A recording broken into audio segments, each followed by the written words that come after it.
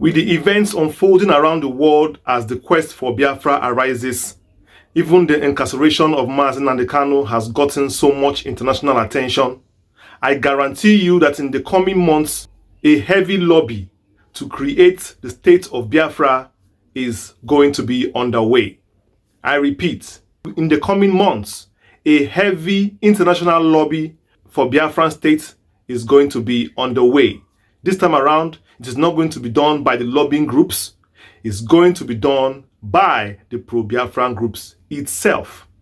Table in front of table with the world powers. In the past, people argue that Ojukwu did not lobby for Biafra well. If he did, by now we would have had our Biafra. Some say that he refused to give out our oil. Some say he refused this and refused that. That is why we are still here today. Some say that perhaps he should have considered more grounds, that we would have been in our El Dorado by now if he had done that. Well, to me, somehow I agree with that school of thought, because I believe that in lobbying, when you are lobbying for something, it is about giving ground to gain ground. You cannot just go cap in hand. Neither can you accept everything thrown at your way. So yes, perhaps if Ojukwu lobbied better than the way he lobbied and actually sacrificed more things, by now maybe we would have paid off some of the debts and would have been enjoying our Biafra today. So maybe that may have just kept us where we are now. But for now, we are better now because we have the knowledge of what happened in 1967 to guide us. And we also have the knowledge of Nnamdi Kanu's trial and Nigeria's strong stance to persecute him to this point, going into this lobby. And for that reason, I have brought out 5 things that Biafrans should concede during this lobby. We should give away these 5 things as much as possible. And I also have prepared here 5 other things that we must never concede, that we must never give away. They are called non-negotiables. For this video, it is about the 5 concessions that Biafra must make and we must make during the roundtable discussions to give grounds so that these international bodies and powers can step in and also be on our side and guide us through this whole process. So I advise you, whatever you're doing, it is time for you to stop and watch this video to the end. Like, share this video around and subscribe to this channel, turn on notification and select the bell that says all notifications to get alerted whenever we release a video. So let's get it rolling. 1, 2, ready, go. So lobbying is not begging. It is the art of mutual exchange. You have to give something valuable and in return you gain recognition, support, and advantage. Nations lobby all the time, whether in Washington, Brussels, or Beijing. The golden law remains. You have to give to get.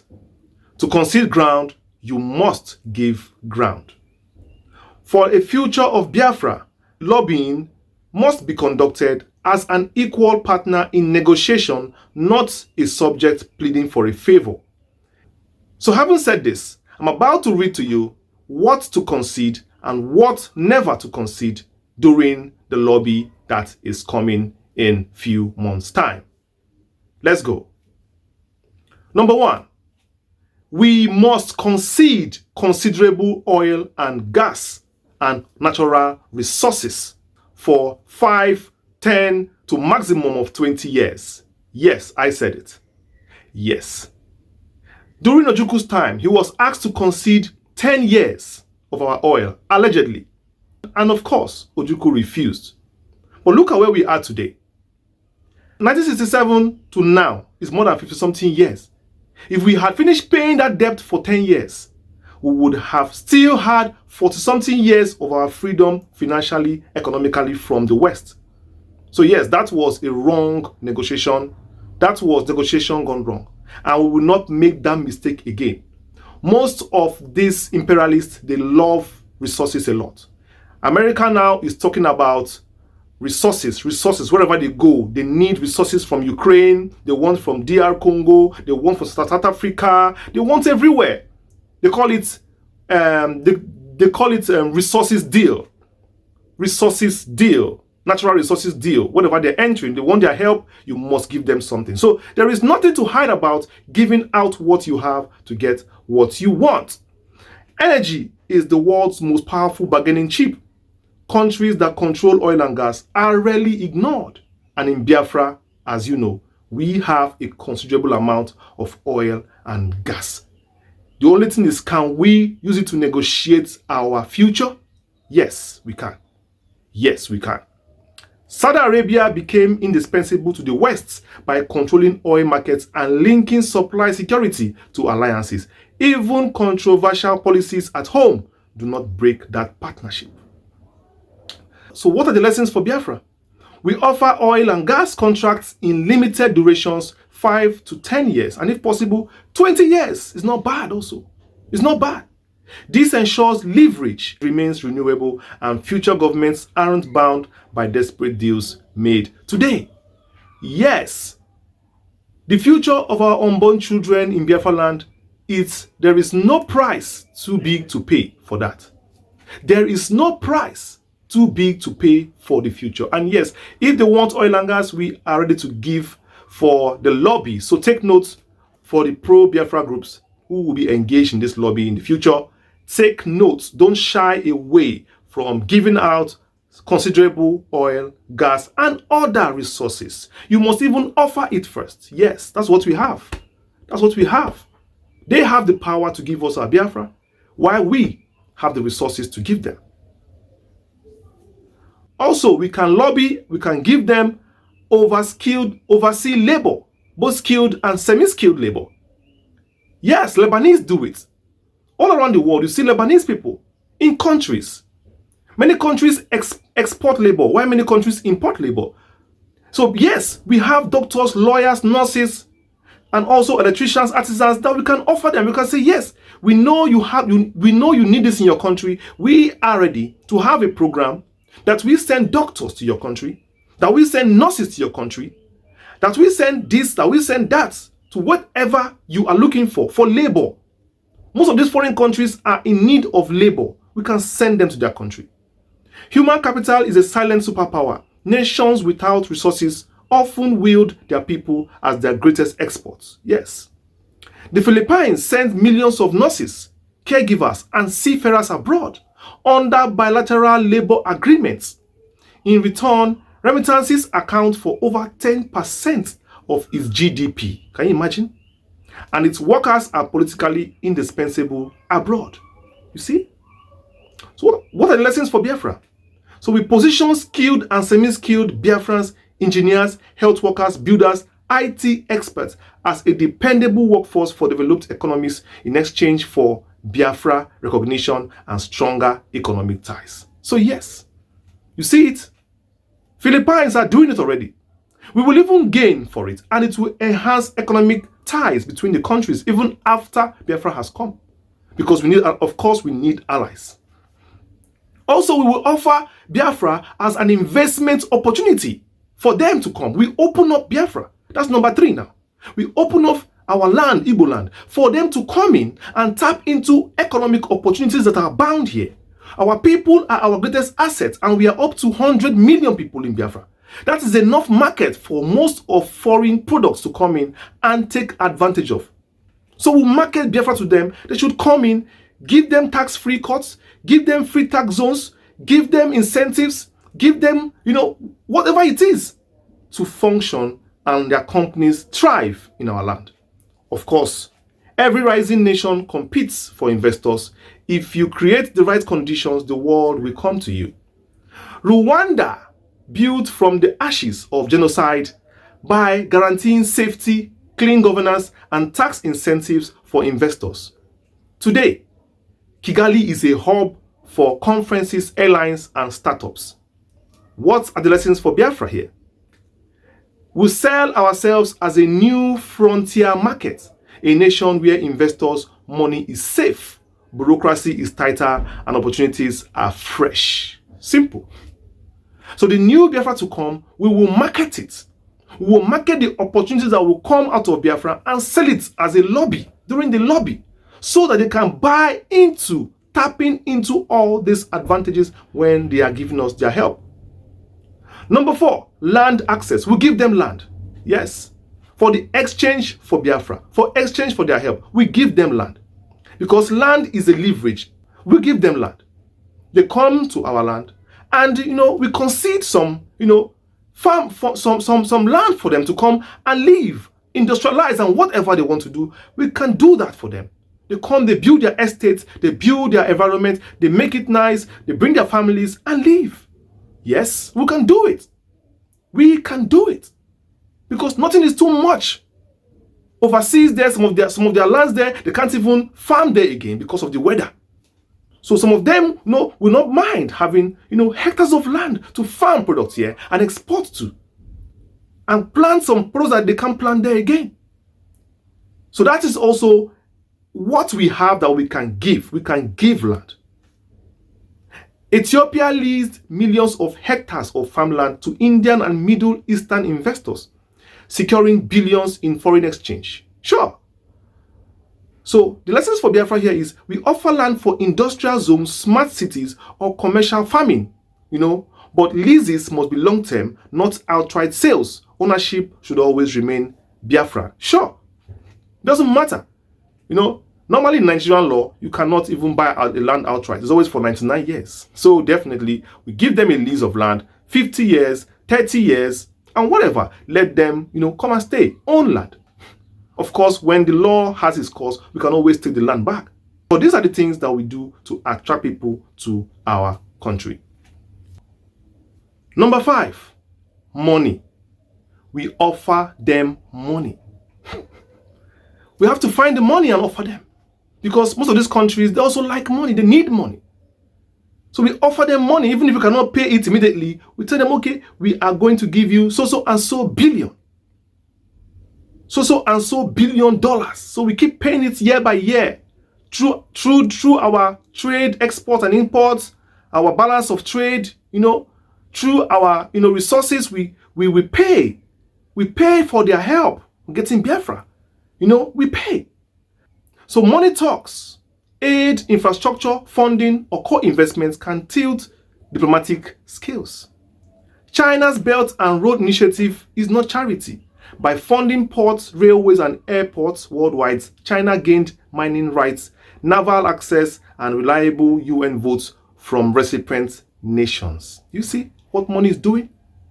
So the lessons for Biafra is we should use money smartly, not as a gift, but as a co-investment in global partnership. Yes, for getting Biafra. Simple. We should use what we have as leverage. These are the 5 things that we must give. We must be open to lobby, to give in our quest for Biafra independence. We should not shy away from giving these 5 things. In fact, we should make sure that we use it as leverage. Because yes, it's a sacrifice that we must make when the time comes. Not make the same mistake. Do not make the same mistake we made before. But as I dropped these 5, I will also list the 5 non-negotiable resources that we have, that we can never trade. We will never trade it. So just know that no matter how, that during this meeting, make it clear whenever anybody tries to take it from us. Say, it's better they throw us inside the Indian Ocean or the Red Sea, drown all of us 100 million people, but we will never give out these 5 things. What are these 5 things? Please make sure if you've watched this moment, make sure you click on this like button, share, subscribe to the channel, turn on notification, and select the bell that says all to get notified whenever we release a video. If you're still with me till now, you are a super fan. God bless you. Let's go on to the 5 non-negotiable lobbying, non-negotiable that will never be used to lobby for Biafra. We will never sell our soul, no matter what. Number 1, our democracy and sovereignty must never be for sale. We will never accept to be ruled, governed by anybody except Biafra. Anybody telling us that we will be under this other rule, we will be under indirect rule, we will be neo-colonialism, White man will be giving us command from there. That they will be telling us who will be president, just like what is happening in Nigeria, the kind of democracy they practice here, where somebody from Nigeria is in ruling, but a white man in UK or France is pressing the person like a remote. We can't accept it. Our democracy must be run by us, the people of Biafra. We will decide the type of government we run, how we run our parliament, legislative, our constitution, presidency, whatever it is, we will decide. No foreign influence. We will not accept any foreign influence in our democracy. That is non-negotiable. We must be allowed to grow our country according to our pace, the Biafra of our dreams. So mark it, our democracy and our sovereignty is not for sale, non-negotiable. Cold War dictators who surrendered sovereignty for foreign backing, example, Haiti, Chile, eventually became puppets and lost their legitimacy. Biafra must defend its democracy recognition. Simple. Number 2, Biafrans cannot be used as slaves. Remember in the olden days when Nigerian fought wars for Britain, Nigerians were taken to even go and fight the British cause in the Second World War. Another thing that happened, remember during the World War II, many African countries were sent to the front lines to go and fight that war, that Second World War. You know, that's slavery. A lot of things that go on in Africa today in form of slavery. Go to Congo DR, go to the mines, South African mines, Congo mines. You will see first-class slavery going on, using Nigeria, using Africans as slaves in their mines. Biafra must never be made to pass through such. Never. During World War II, colonial soldiers were treated as expendable by European powers. Their lives were currency in battle, and they had no stake in. So Biafrans can provide military cooperation, but never as cannon fodder or second-class proxies. Mark it. Number 3, Biafran land can never be used for testing ground, for pandemic, for drugs, for research, and all these viruses that they do. I'm saying this because it has happened in the past, where these white people, you negotiate and lobby, with the Africans and end up conceding their land so that you can come in and test all those rubbish drugs that you bring to Africa. Biafra will never be that kind of place where we will lobby ourselves to be used like the way you see Bill Gates coming to Nigeria to dump GMO products, to introduce different kinds of products to Africa, and Africans cannot say anything about it because they have already signed that agreement in the past. That is exactly what we do not want to see. Will never ever happen.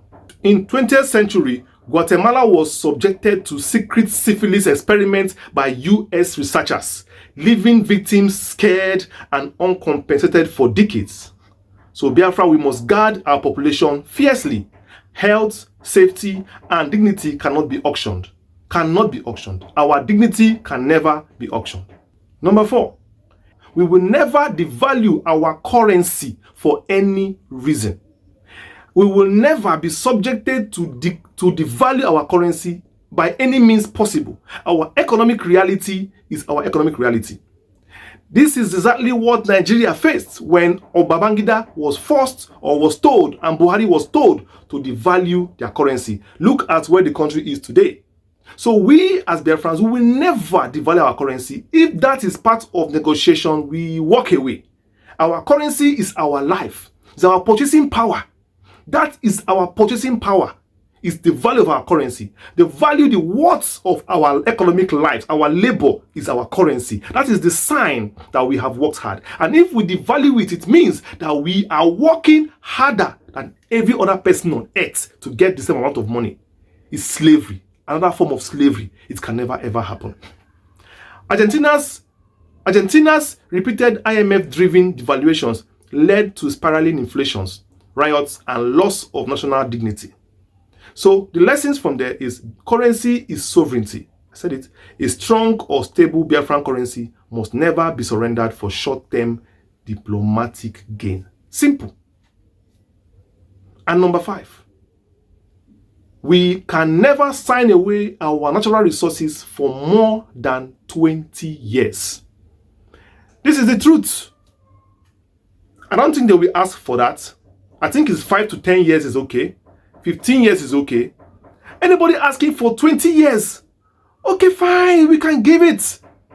But giving more than 20 years of our resources is too much. I don't think anybody will ask us for that, definitely. But except under special circumstances, 20 years is okay to grant any resources. Let's not go more than that.